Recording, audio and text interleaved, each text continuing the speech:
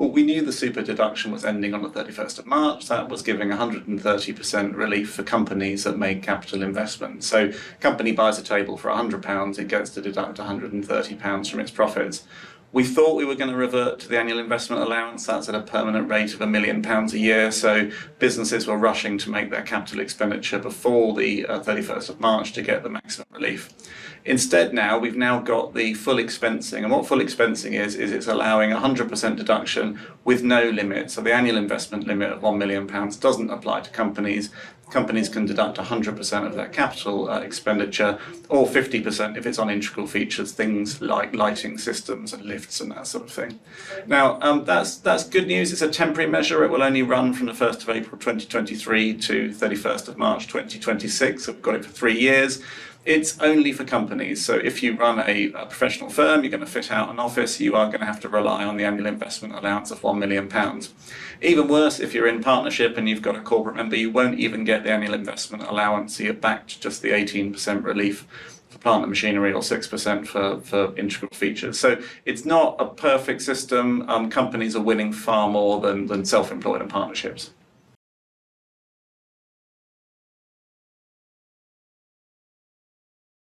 Well, we had a lot of disappointment at the autumn statement, where the SME scheme for R&D was savaged, really. For £100 of expenditure, SMEs were getting back 33 and a bit pence in the pound.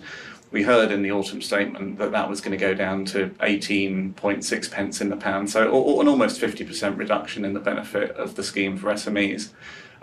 There was a lot of kickback of that. The Chancellor's listened to some extent, so what we've now got is an enhanced credit for loss-making SMEs that are spending more than 40% of their overall expenditure on R&D. So this is going to be applicable to life science companies, which are dedicated only to developing new medicines and drugs. It won't apply to sort of accidental R&D. If you're a widget manufacturer and you happen to do a bit of R&D on the side, you won't cross the 40% threshold, so you won't qualify for this enhanced credit. The enhanced credit isn't as generous as the old regime that we'll be losing on the 1st of April, so the enhanced credit is going to give back 27p in the pound. So we end up with, we're losing 33 and a third p in the pound. The default will be 18.6p in the pound, and if you can qualify for this enhanced credit scheme by spending more than 40% of your overall expenses and being loss-making, then you'll get 27p in the pound back. It's okay. It's going to benefit some companies, but not all.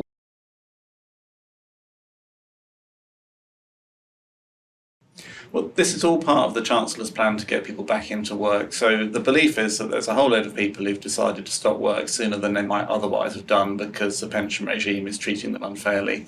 The pension regime, therefore, has been made much more generous. Now, there's an overall question about whether, if people are able to save more quickly for retirement, whether that's going to make them work for longer or retire even sooner, but we'll just put that question to one side for a moment.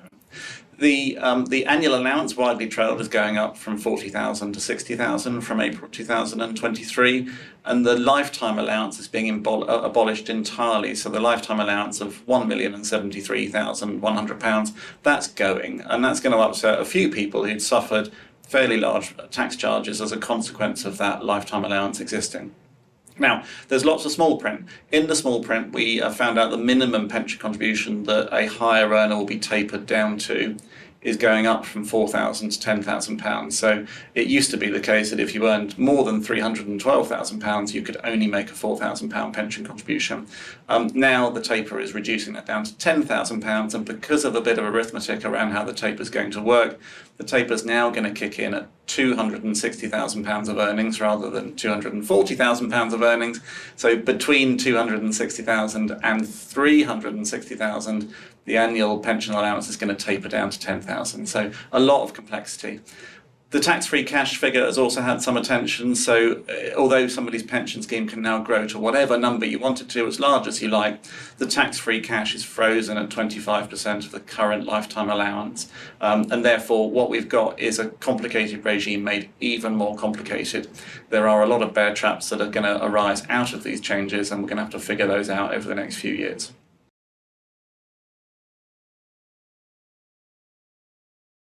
Well, the Chancellor wants to get as many people back into work as possible, including people staying at home looking after young families. So, as it stands at the moment, any child from the age of 3 is entitled to 30 hours a week of free childcare for 38 weeks a year. That means that from date of birth up to age 3, the childcare cost is a cost to the parents. There isn't a lot of support for them. Now, what we've got is a phasing in of a more generous scheme, which is going to give 30 hours a week of free childcare for 38 weeks a year from 9 months up to the age of 3. So it's going to fill that gap, and the idea is that that would enable parents who wish to go back into work to go back into work without having to worry about the childcare costs. Now, in order to make this work, these rules can't be introduced immediately because there just isn't the capacity in the childcare system to take on that number of additional young children. So what we've got is a phasing in. So from April 2024, that's even a year away from now, 2-year-olds can access 15 hours a week. And then from September 24, children from 9 months up to 3 years can have 15 hours a week. And then from September 2025, so we're looking some way into the future, that's when the full 30 hours of childcare a week from age 9 months up to 3 years will be available. So this is going to be good news for parents, but this is coming in quite slowly, and there is a logic to that otherwise the childcare system would not be able to cope. So it's coming, just you need to wait and see.